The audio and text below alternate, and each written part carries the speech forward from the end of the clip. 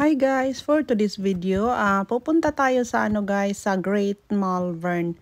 So isa ito sa mga magandang town din dito sa UK na pwede niyong bisitahin.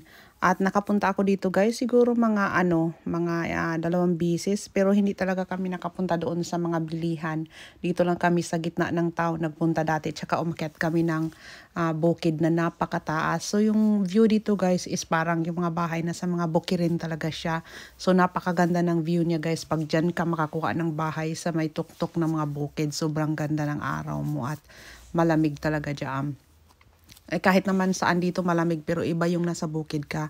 At ayun na nga yan guys, undawin na kami dyan. Nandiyan na kami sa may main road ng Great Malvern na yan. At naghahanap lang kami ng maparkingan doon sa may B&M kasi may gustong bilhin yung mister ko sa B&M.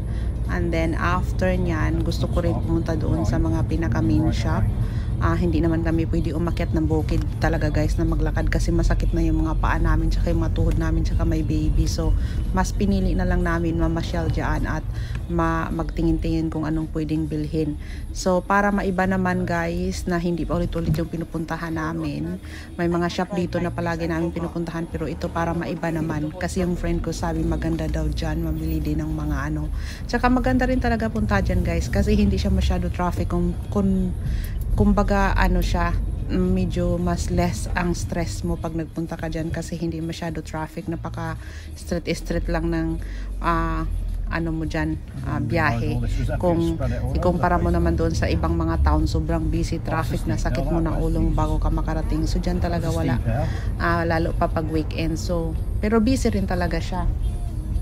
So anyway yan guys, hinahanap na ni daddy kung nasaan yung B&M na yan. So nung nakita namin, nandun pala siya sa kaduluduluhan. So ayan, so kung makita mo pagpasok dyan sa B&M, parang nasa baba siya. So may hagdan pababa sa taas yung parking. So bumaba pa talaga kami din. Sabi ni daddy, na daw kami, una na kami sa loob kasi magbayad muna siya ng parking. Pero in fairness guys, this is the first time na nagbayad kami ng parking na 50p lang ang parking niya. Anyway, so yun yung pinakamura talagang parking na nabayaran namin dito sa UK. So 50p per hour ata yun. So yun, akala ko yun yung mga nakalagay dyan guys is pagkain ng tao. Diyos ko, pagkain pala ng mga pusa yan. So nandito sa kabila yung mga pagkain ng tao. Isipin mo yung mga mussel dito, yung mga tahong dito inilalagay sa mga bote para i-preserve yan. So mayroon din yung yung mga seafood yan dyan, tsaka yung mga dilata. So yun, ang gaganda ng mga dito guys kasi kumpleto, lahat mabibili mo na dyan. May mga cake sila, tinapay, mga sweets, pagkain ng dogs, mga mga gamit sa bahay, nandyan talaga lahat, mga shampoo and everything. So lahat mabibili mo dyan sa isang shop na lang yan. So yan, nagpipili na nga si daddy ng mga bibilihin namin kasi kailangan namin ng basket para sa labahan kasi wala na kaming malalagyan kasi nagiba na yung basket namin. So ayan, kumuha si daddy ng basket na iyan. At nag-ikot-ikot na rin kami kung anong pwedeng makuha. At yan, nung nasa labas pala kami dyan guys, nung natapos na kami doon sa B&M, may nakita akong book doon sa labas. Ang momora lang, tig 50p lang din. So lahat ng books, may cooking book, Chinese books, everything is nandun. Mabibili mo rin siya.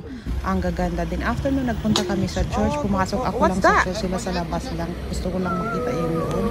Then after nagpunta kami sa pinaka main shop, so nandyan sa pinaka main shop, first time ko makarating dyan, nandyan din lahat guys. So yung ikinaganda dito sa shop na ito is nandyan lahat, nandyan ka na rin magparking, dyan ka na rin magpasok sa mga loob-loob. So kumpara sa ibang mga shop is malayo yung parking, iyan nandyan lang sa harap. So kumbaga hindi ka maliligaw. So kaya parang nagustuhan ko dito, lalo pa pag may bata at may anak ka, madali ka talaga dyan, hindi ka ma-stress kasi nandyan ka na magparking, nandyan lang din yung mga shop. Hindi ka ma-stress, hindi ka mapapagod maglakad kasi nandyan lang sa harapan mo, nandyan na rin yung lahat. So yan, kumain na rin muna kami dyan guys kasi nagutom na kami. Kumain kami sa McDonald's. At after namin kumain sa McDonald's, nag-isip-isip kami kung ano yung gusto namin gawin. Then after namin yung kumain, nagpasok kami ulit sa mga shop guys. Then after namin papasok sa mga shop, nag-decide ako na may bibilhin na rin ako yung gusto ko talagang bilhin para sa sarili ko. Then pagkatapos niyan is umuwi na kami sa bahay guys. At yun lang guys, nabusog kami ng tulog dyan guys at nag-enjoy. At talagang family day talaga namin ito. If every week is family day. At minsan lang din naman kami palagi naglabas-labas kasi mas gusto namin magstay sa bahay. At yun lang guys, bye, thank you for watching.